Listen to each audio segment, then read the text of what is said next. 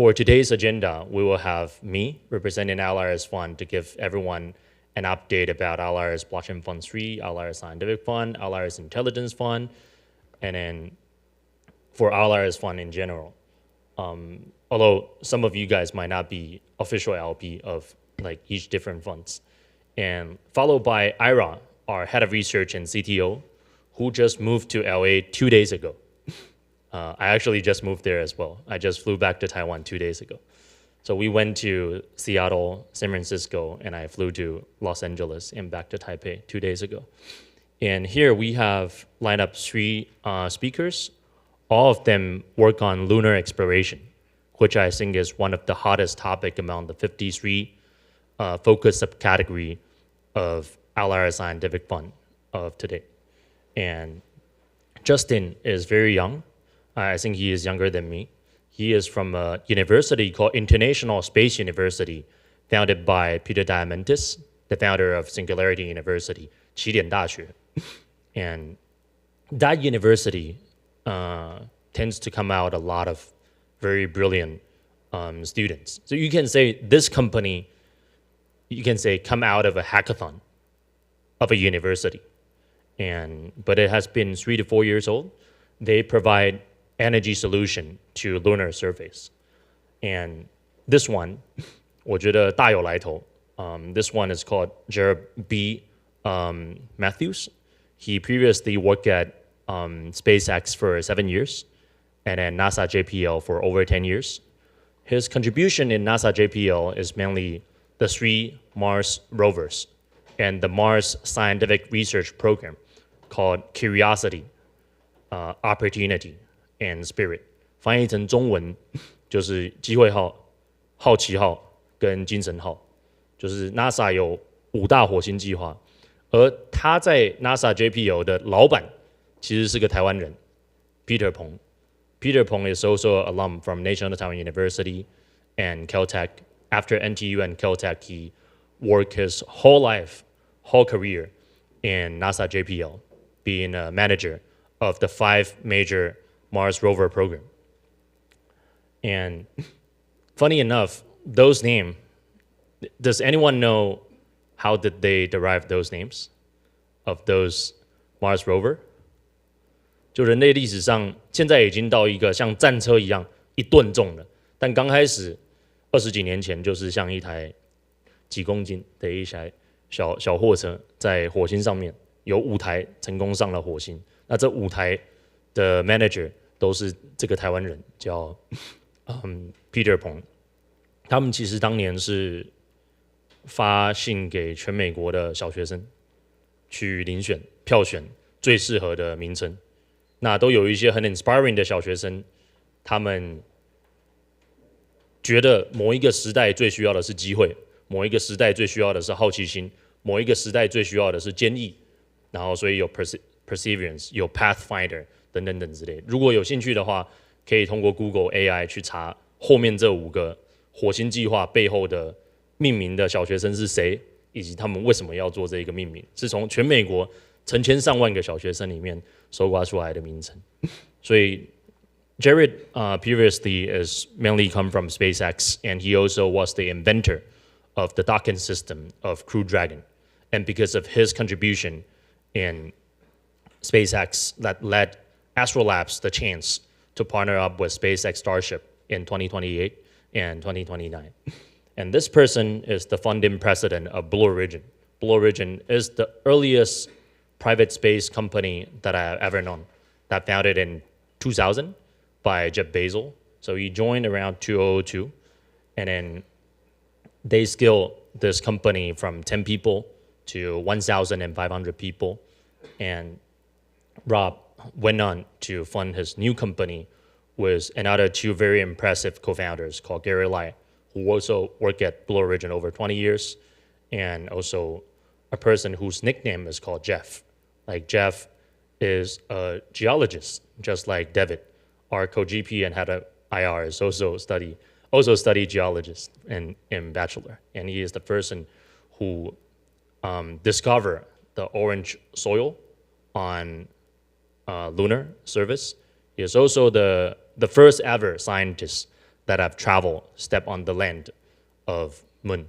And then so when he came back in 2006, he published a book called Return to the Moon. And recently, a lot of people cite that book because this year, for Artemis 2, Artemis 3 mission, after 54 years, humans are sending back to the moon. So today, all the main topics is in the second 1 hour. Those three companies are tackling lunar exploration problems. This one just got a prime contract from Canadian Space Agency. And this one just got a prime contract from NASA called LTV, Lunar Terrain Vehicle Program, or CLV, that is worth 4.6 billion. And this one, they also have a prime contract, the first prime contract to harvest helium-3, Haisan, back to Earth. And today we have Professor Zhang Qinrui 教授 from 台大物理系 is an expert, world authority in quantum computing. And notably, helium-3 is a very important ingredient for 核聚变、核融合 and 量子计算.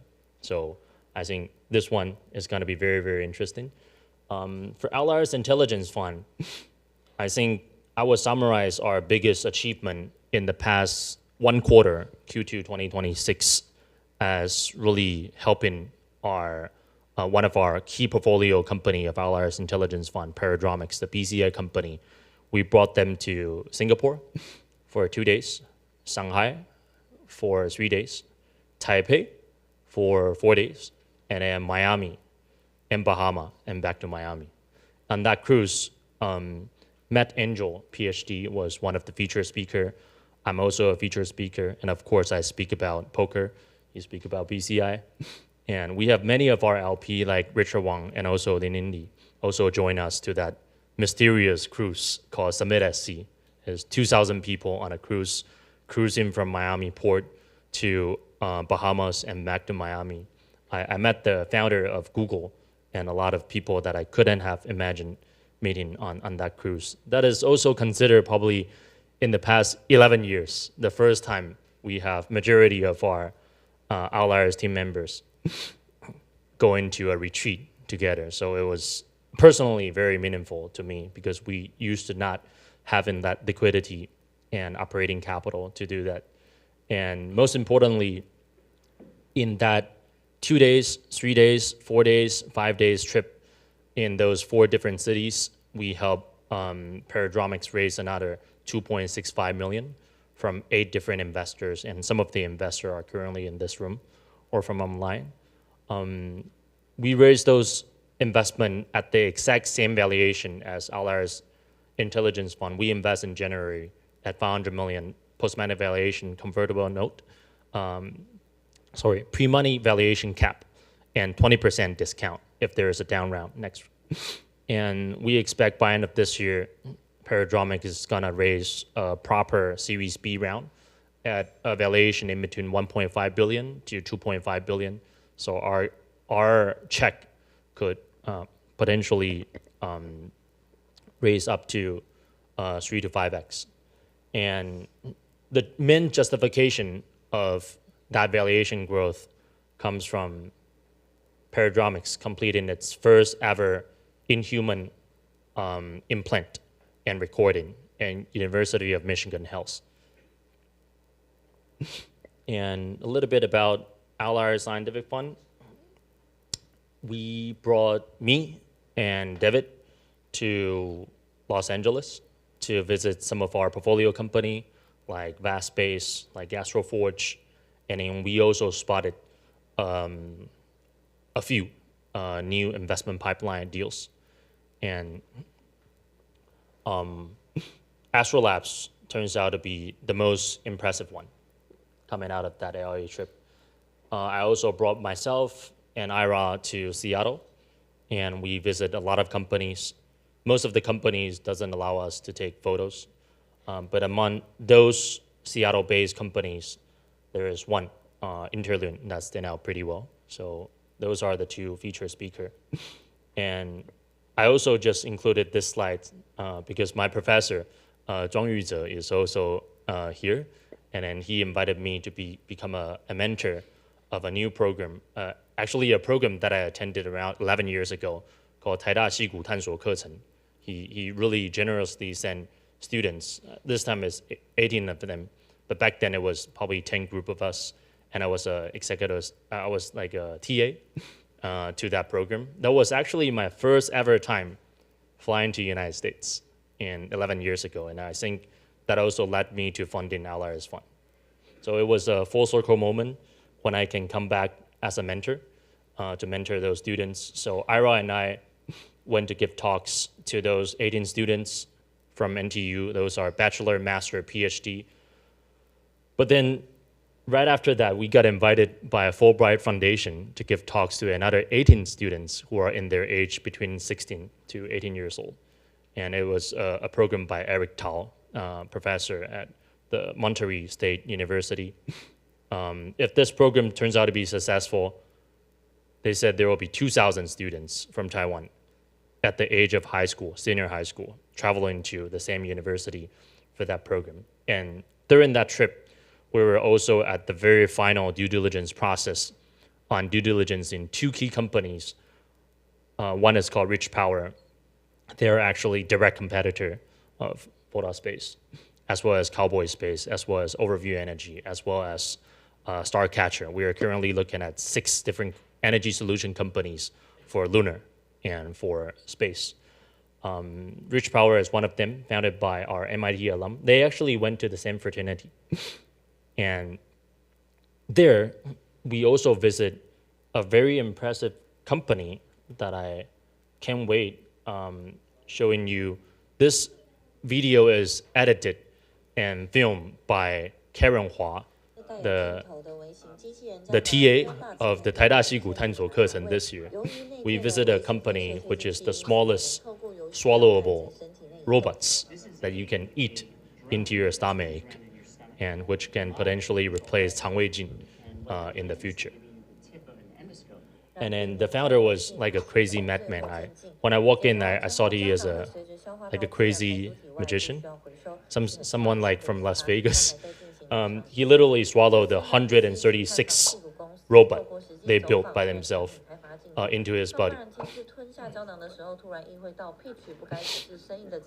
And then he hold an iPad for us to see how the robot go from his 食道 and 胃 and 到肠道, and then can actually remote control by a doctor. So in the future, like you can either go to 肠胃镜 in the United States. You might need to wait a few months or up to 18 months, and it's very expensive. Or you can airdrop within the same day. They airdrop a small, like a pill, in front of your house, and you eat it. And your doctor, you're a patient, your doctor can actually remote control in the hospital. And this one, we'll invite them to speak on the next Outliers Partners meeting. So very fast, gonna go through some quick updates on our scientific fund portfolio. Astroforge officially announced they have completed the assembly integration of the 200 kilo Deep Space 2 spacecraft, raising their winning probability of asteroid mining from 30% to 70 and 80%. And secondly, Vast Space, they just announced was France Space Agency to sign a landmark deal on sending 2 French astronauts in 2 separate missions to Haven 1, the commercial space station built by Vast, and also International Space Station. And NASA also officially awarded Vast a mission to fly its first private astronauts into International Space Station. And for Impulse Space, they just closed a 500 million Series D round, pushing their total fundraise to over $1 billion. To recap, Impulse Space was founded by employee number 1, Tom Mueller of SpaceX. Elon was actually number 3. And they also unveiled their new plan about Helios to deliver up to 3 tons of cargo to lunar surface. And also, last but not least, U.S. Space Force awarded Impulse Space an entry into National Security Space Launch Phase 3 Land 1 program. And last but not least, in order to source these deals and manage these portfolios in the United States even closer, even faster, in earlier access, our CTO just moved from Tokyo to Los Angeles, and I also moved from Taipei to Los Angeles last month. And I guess we probably don't have time for a Q&A, so we're gonna switch this mic to our CTO from online.